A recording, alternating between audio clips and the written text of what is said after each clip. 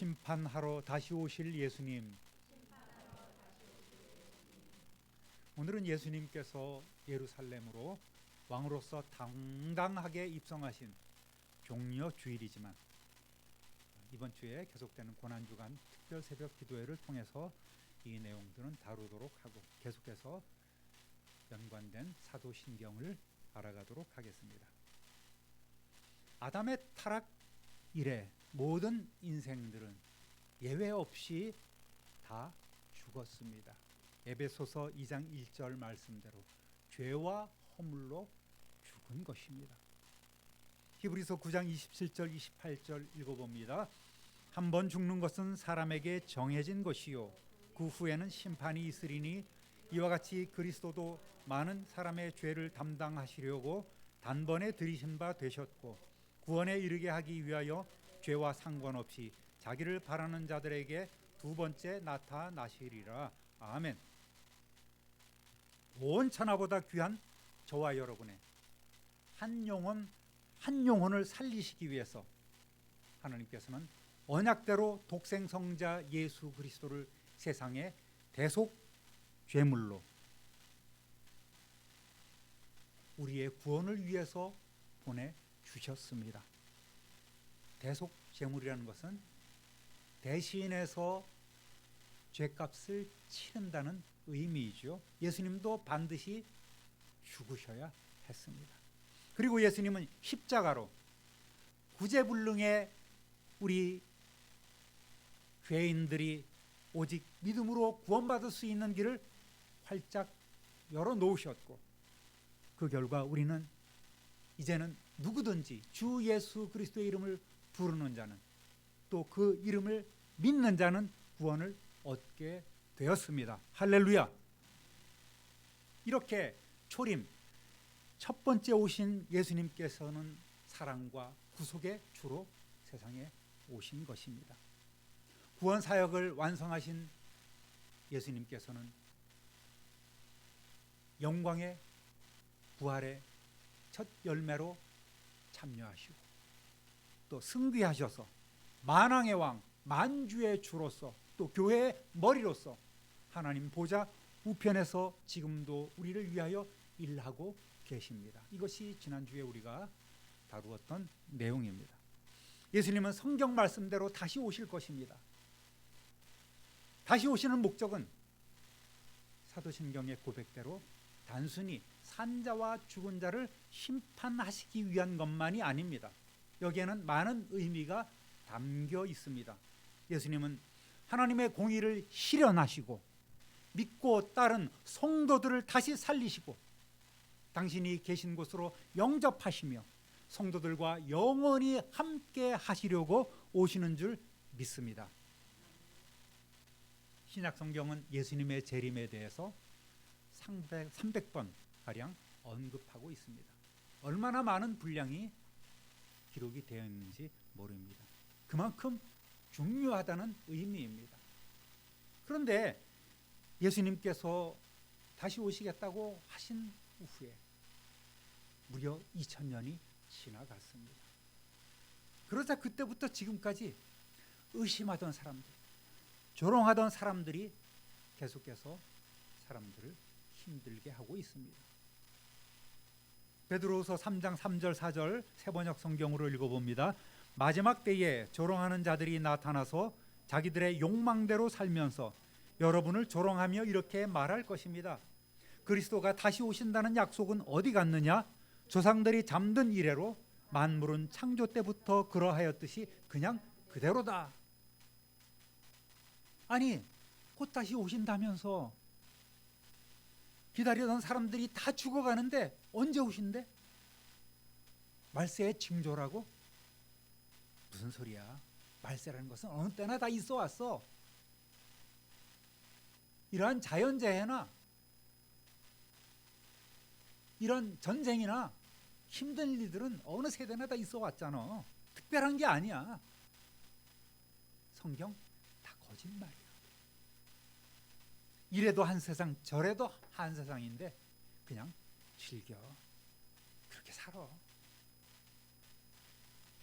이것이 보편적인 세상 사람들의 정서일 것입니다. 교회 다니는 이들 가운데서도 예수님의 재림에 대해서 특별히 이렇게 있는 것처럼 살아가는 사람들이 그렇게 많은 것 같지는 않습니다. 잘못 본 것이겠지만 제 눈에 그렇게 보인다는 말입니다. 예수님의 재림이 없는 것처럼 살아간다는 말입니다. 충성하지 않고 또 헌신은 개나 줘버리고, 죄송합니다, 표현이 좀 격하죠. 전도하지 않고 생명 없는 삶을 살아가고 있습니다. 참된 신앙인의 모습이라고 볼 수가 없는 것이죠. 베드로서 3장 8절 9절 이어서 읽어봅니다. 사랑하는 여러분, 이 한 가지만은 잊지 마십시오. 주님께는 하루가 천년 같고 천년이 하루 같습니다. 어떤 이들이 생각하는 것과 같이 주님께서는 약속을 더디 지키시는 것이 아닙니다. 도리어 여러분을 위하여 오래 참으시는 것입니다. 하나님께서는 아무도 멸망하지 않고 모두 회개하는 데에 이르시기를 바라십니다. 약속을 더디 지키거나 안 지키는 것이 아니라 우리를 위하여 오래 참고 계신다고 베드로 사도는 이야기하고 있습니다. 그러면 언제 오실까요? 땅 끝까지 복음이 증거되고 구원받은 숫자가 채워질 때에 예수님은 다시 오실 줄로 믿습니다. 어떤 사람이 삶에 실패하고 극도로 낙심하고 실망한 상태에서 이제는 뭐 이것저것 다 안 되니 마지막으로 예수나 믿어보자 하고 교회에 나갔다는 거예요. 난생 처음 스스로 자원해서 예배에 출석했습니다. 그런데 그날따라 예배를 드리면서 이 사람이 은혜를 받게 된 거예요. 자기 자신이 죄인인 걸 깨달았습니다. 하나님의 은혜를 깊이 체험하게 됐다는 거예요. 감격과 눈물과 그 뜨거움으로 예배를 마치고 예배당을 나가면서 그는 이렇게 중얼거렸습니다. 예수 믿는 것들 참 나쁜 사람들이구나. 왜 그랬을까요? 이 좋은 예수를 혼자만 믿고 전해주지 않았으니 참 나쁘구나 그랬다는 거예요. 여러분, 이웃에 대하여 참 좋은 사람 되시기를 주님의 이름으로 축원합니다. 옆 사람하고 손잡고 인사하겠습니다. 우리 복음 전합시다. 조금 이따 말씀드리겠지만 정말 때를 얻든지 못 얻든지 전해야 돼요. 그런데 가족조차 믿지 않으니 우리 자신 한번 돌아봐야 됩니다. 내가 믿는 자로서 하나님의 자녀로서 권세 있는 삶을 살아가고 있는가, 제대로 내가 살아가고 있는가를 점검해 봐야 돼요. 따라합니다. 말씀대로 반드시 다시 오십니다. 구약의 예언대로 세상에 오셨던 예수님은 이제 신약의 예언대로 반드시 다시 오실 것입니다. 그런데 기독교 역사를 보면 주님이 그렇다면 언제 오실까? 이것이 굉장한 관심사 아니겠습니까? 그래서 많은 사람들이 연구에 연구를 거듭합니다. 요한계시록을 다 연구하고 또 다니엘서를 연구하고 예수님께서 말씀하신 마태복음 24장의 그런 말세의 징조들을 연구하고 또 연구합니다. 거기다가 요즘 또 많이 돌아다니는 거 있잖아요. 점성술을 갖다 대입을 하고 뭐 노스트라다무스의 예언을 이렇게 대입을 하고 숫자 풀이를 해서 완전히 종말론에 심취해서 이것저것 다 갖다 붙여서 자기가 깨달았다고 이야기를 하고 다니는 사람들이 참으로 많이 있습니다. 언제 몇 월 몇 시에 오신다고 떠들어댑니다. 그러나 언제 다시 오실는지는 아무도 모르고 오직 하나님만이 아신다고 성경은 이야기하고 있습니다. 하나님이 아닌 다음에야 어느 누구도 예수님의 재림 시기를 알 수 없는 것입니다. 베드로서 3장 10절 읽어봅니다. 그러나 주의 날이 도둑같이 오리니 그날에는 하늘이 큰 소리로 떠나가고 물질이 뜨거운 불에 풀어지고 땅과 그 중에 있는 모든 일이 드러나리로다. 아멘. 예수님이 다시 오시면 마치 도둑같이 갑자기 임할 것입니다. 내가 언제 너희 집 뚫을 거야? 도둑이 그렇게 경고하고 오지 않습니다. 사도 바울 역시 데살로니가전서 5장 2절 3절에서 이렇게 말하고 있습니다. 함께 주의 날이 밤에 도둑같이 이를 줄을 너희 자신이 자세히 알기 때문이라. 그들이 평안하다 안전하다 할 그때에 임신한 여자에게 해산의 고통이 이름과 같이 멸망이 갑자기 그들에게 이르리니 결코 피하지 못하리라. 아멘. 이렇게 얘기를 했습니다. 사도 바울 역시 베드로 사도처럼 주의 날이 도둑같이 온다고 이야기를 하는 거예요. 평안하다, 안전하다, 재림은 무슨 할 그 순간에 오신다는 것입니다. 그런데 하나의 우리가 어느 정도 알아볼 수 있는 단초가 있습니다. 임신한 여인이라는 표현이에요. 임신한 여인은 아이가 대충 언제쯤 나올지 알고 있지 않겠습니까? 병원에서 씹어준 날짜도 있을 것이고. 그런데 그대로 되지 않는다는 것이죠. 어떤 사람은 또 7달 반에 나오기도 하고 8달 반에 나오기도 합니다. 그래서 옛날에는 이런 아이들을 좀 속되게 7푼이 8푼이 그렇게 불렀어요. 또 어떤 아이들은 생각보다 늦게 나오는 아이들도 있어요. 그러니까 언제쯤인 건 대략 알겠는데 그 정확한 날짜는 모른다는 것이 임신한 여자의 비유인 것입니다. 하나님의 때가 찼을 때에 예수님의 초림이 있었던 것처럼 예수님의 재림도 하나님의 때가 차고 나서야 있을 것입니다. 그렇다고 예수님이 아기로 인간의 몸을 입고 다시 세상에 오신다는 말은 아닙니다. 착각하지 말아야 합니다. 사도행전 1장 11절 읽어봅니다. 너희 가운데서 하늘로 올려주신 이 예수는 하늘로 가심을 본 그대로 오시리라. 아멘. 예수님이 어떻게 오실까? 그렇다면 사람들은 많은 궁금증을 갖고 있어요. 데살로니가전서 4장 16절 읽어봅니다. 주께서 호령과 천사장의 소리와 하나님의 나팔 소리로 친히 하늘로부터 강림하시리니. 아멘. 땅에서 태어나서 자라서 어린아이가 성장해서 메시아로 다시 되는 것이 아니라 친히 하늘로부터 강림하신다는 거예요. 상상할 수조차 없는 그런 광경이겠지만 이 성경 말씀 그대로 우리가 한번 그려본다면 이제 예수님께서 모든 하나님 보좌 우편에서의 사역을 마치시고 그 보좌에서 일어서십니다. 내려가자 이렇게 예수님이 선포하시면 천군 천사를 지휘하고 있는 미카엘 대제사장이 복명복창을 합니다. 만왕의 왕 만주께서 재림하신다 이렇게 선포를 합니다. 그러면 한쪽에 있던 천사들이 나팔을 들어서 부릅니다. 그리고 그 순간 천군 천사들이 예수님과 더불어서 이 땅에 오는 거예요.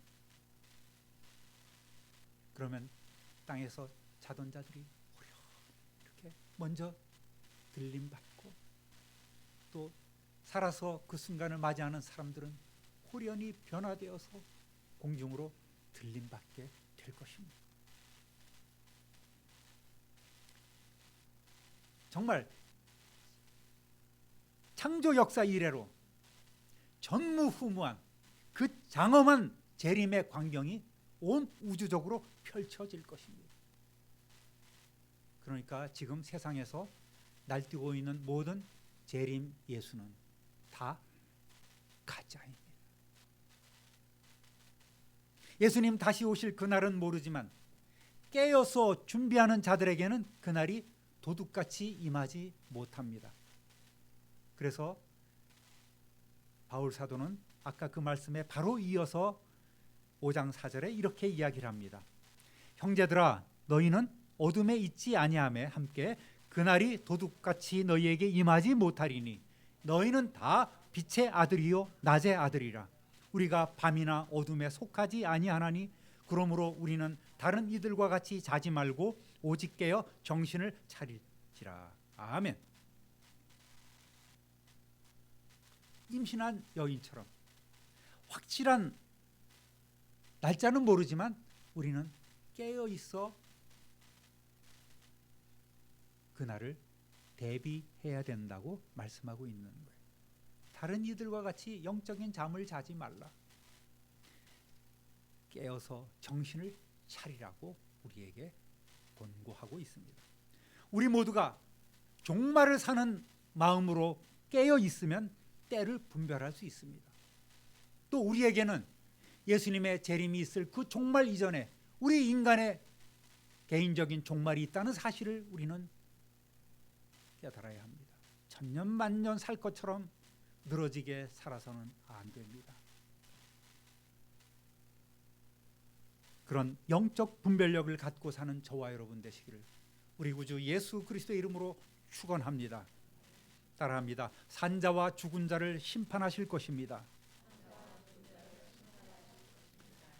디모데후서 4장 1절 함께 읽어봅니다. 하나님 앞과 살아있는 자와 죽은 자를 심판하실 그리스도 예수 앞에서 그가 나타나실 것과 그의 나라를 두고 엄히 명하노니 너는 말씀을 전파하라. 때를 얻든지 못 얻든지 항상 힘쓰라.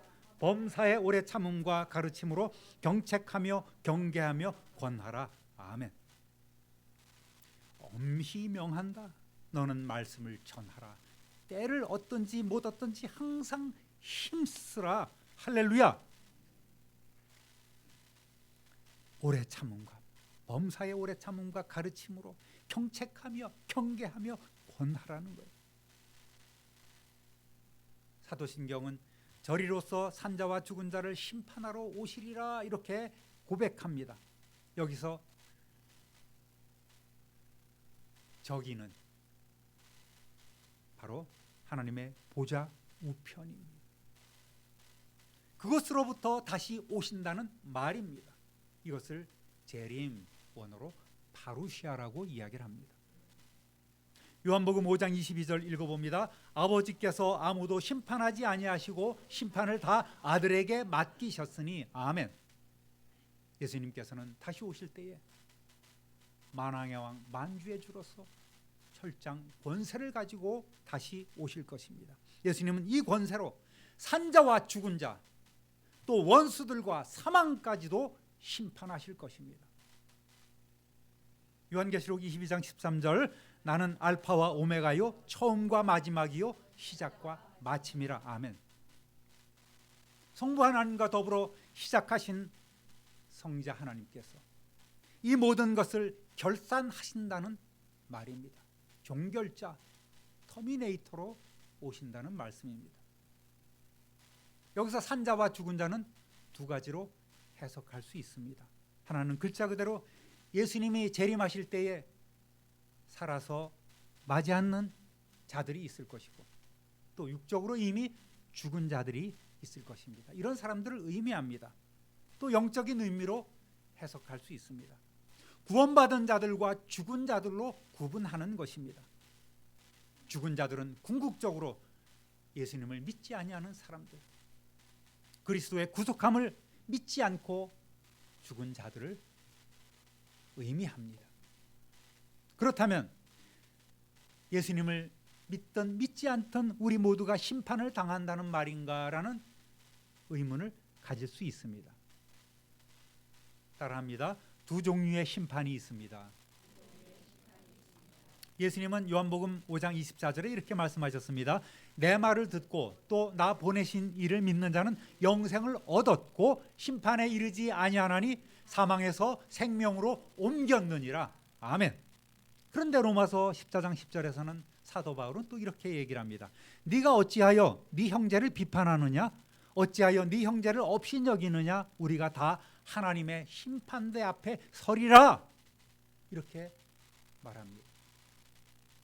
예수님은 믿는 자는 심판에 이르지 아니한다 말씀하셨고 사도 바울은 자기를 포함한 우리가 다 하나님의 심판대 앞에 서야 한다고 말합니다. 앞뒤가 맞지 않는 모순인 것 같아요. 그러나 우리말로는 동일하게 심판으로 번역되었지만 원어상으로는 각각 다른 단어입니다. 심판에는 두 종류가 있습니다. 원어상으로 보면 첫 번째 따라합니다. 크리시스 심판. 크리시스 심판이 있습니다. 크리시스란 말은 분리하다, 선택하다는 의미가 있는 거예요. 성도와 상관없이라고 예수님께서 말씀하신 심판이 바로 크리시스 심판입니다. 불신자. 예수님께서 우리를 위하여 십자가로 고난당하시고 우리의 모든 죄를 담당하신 그 구속하심을 믿지 않는 자가 받을 심판이 바로 이 크리시스 심판, 분리되는 심판입니다. 예수님께서 다시 오실 때에 추수 때 알곡과 가라지가 분리될 것입니다. 양과 염소가 분리될 것입니다. 믿지 않은 자, 죽은 자는 성도에게서 분리되어 마지막 때에 힘보자 심판대 앞으로 나가야만 합니다. 요한계시록 20장 11절에서 15절까지 읽어봅니다. 또 내가 크고 흰 보좌와 그 위에 앉으신 이를 보니 또 내가 보니 죽은 자들이 큰 자나 작은 자나 그 보좌 앞에 서 있는데 책들이 펴 있고 또 다른 책이 펴졌으니 곧 생명책이라. 죽은 자들이 자기 행위를 따라 책들에 기록된 대로 심판을 받으니 누구든지 생명책에 기록되지 못한 자는 불못에 던져지리라. 아멘. 그래서 최후의 심판, 불못에 던져지는 불신자들의 최후가 있게 됩니다. 이것이 크리시스 심판입니다. 두 번째 따라합니다. 베마 심판. 단수로 베마토스라고 하는데요. 올림픽 대경기장의 심판관이 앉은 높은 좌석을 말합니다. 우리 운동회가 있잖아요. 그러면은 예를 들어서 교장 선생님이 단상에 딱 앉아 계시고 내빈들이 쫙 앉아 있지 않습니까? 이 심판대라는 것은 정죄를 위한 재판석보다는 달려갈 길을 다 마친 모든 성도들이, 운동장에서 다름질한 성도들이 마지막으로 설 수 있는 모든 그리스도인들이 서야 하는 시상대와 같은 것입니다. 1등, 2등, 3등만 올라가는 것이 아니라 참가한 모든 이들이 다 여기에 올라가게 됩니다. 그러니까 성도들, 즉 살아있는 자들은 베마 심판대 앞에 서게 되므로 그리스도의 몸을 이루는 형제를 업신여기거나 쉽게 판단하지 말라고 사도 바울은 얘기하고 있습니다. 고린도후서 5장 10절 읽어봅니다. 이는 우리가 다 반드시 그리스도의 심판대 앞에 나타나게 되어 각각 선악간에 그 몸으로 행한 것을 따라 받으려 함이라. 아멘. 우리라는 것은 사도 바울을 비롯한 모든 성도들을 이야기하겠죠. 모든 성도는 다 그리스도의 이 베마 심판대 앞에 나타나게 되는 거예요. 설 수밖에 없는 것입니다. 그래서 선악간에 그 몸으로 행한 것을 따라 받으려 함이라. 선악간에? 그러면 여기서도 우리가 최후의 불못 심판을 받는 것 아닌가라는 걱정은 하지 마시기 바랍니다. 성도들은 열심히 살았지만 흙집, 장막집에 거하고 있었던 고로 선과 악, 즉 잘하고 잘못한 일이 있었을 것입니다. 마음은 원인데 육신이 약하여서 때로는 게을렀고 또 대충 하기도 했고 때로는 불평하기도 했을 것입니다. 그러나 모든 성도들에게는 반드시 결산할 날이 있다는, 심판할 날이 있다는 사실을 우리는 기억해야 합니다. 현재 우리의 삶이 주님 오실 때에 베마 심판대 앞에서 평가가 된다는 사실을 마음에 새기고 조금 더 날마다 우리의 구원을 이루어가며 거룩하게 살아가시는 저와 여러분 되시기를 우리 주님의 이름으로 축원합니다. 예수님의 재림이 있다면 오늘 우리는 허투루 한순간도 허투루 살 수 없습니다.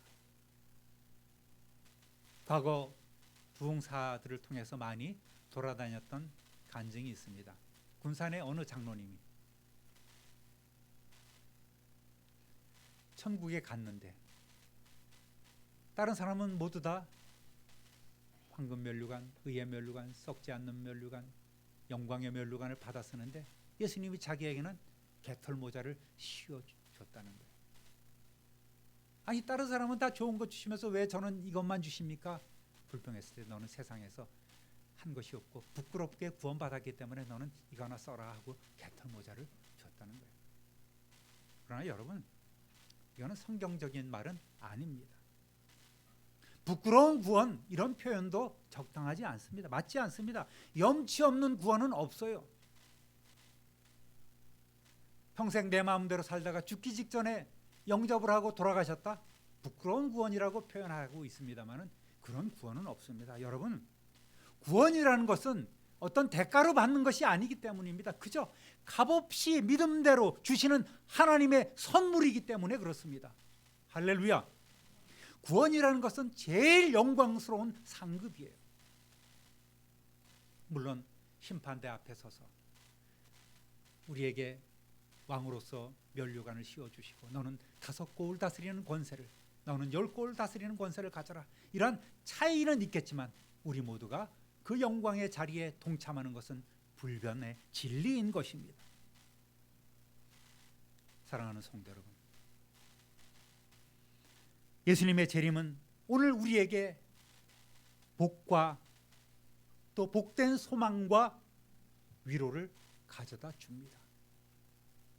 예수님의 재림이 있기 때문에 오늘 우리는 어려운 삶 가운데서도 힘을 낼 수 있습니다. 소망을 잃지 않을 수 있습니다. 예수님의 재림이 있다는 사실은 또 우리로 하여금 날마다 내 자신을 쳐서 복종시키며 날마다 죽는 거룩한 삶을 살아갈 수 있도록 일깨워 줍니다. 그리스도께서 이제 죽은 자와 살아있는 자들을 심판하러 만왕의 왕 만주의 주로 또 신부된 교회의 신랑으로 다시 오실 때에 아멘 주 예수여 오시옵소서 마라나타 이렇게 기쁨으로 맞이하시는 저와 여러분 되시기를 우리 구주 예수 그리스도의 이름으로 축원합니다. 축원합니다. 축원합니다. 참 좋으신 하나님 아버지, 오늘 예수님의 지금 계신 곳 하나님 보좌 우편에서 산자와 죽은 자를 심판하시러 다시 오실 예수님에 대해서 저희들 상고해 보았습니다. 이러한 재림 신앙을 갖고 오늘 하루를 진실되고 복되게 또 세월을 아끼며 살아가는 우리 모두가 되게 하여 주옵소서. 영적 분별력을 가지고 주님 오심을 기대하며 고대하며 간절히 사모하는 성도들이 되게 하여 주옵소서. 우리 구주 예수 그리스도의 이름으로 축복하며 기도 올립니다. 아멘.